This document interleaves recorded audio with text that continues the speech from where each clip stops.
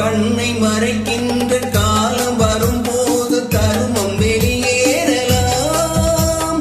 தருமம் அரசாலும் தருணம் வரும்போது தவறு வெளியேறலாம்.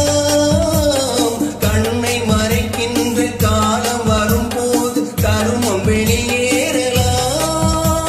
தருமம் அரசாலும் தருணம் வரும்போது தவறு வெளியேறலாம். நல்லவன்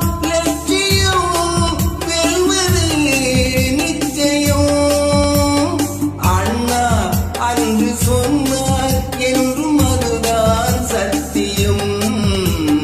அண்ணா அன்று சொன்னார் என்றும்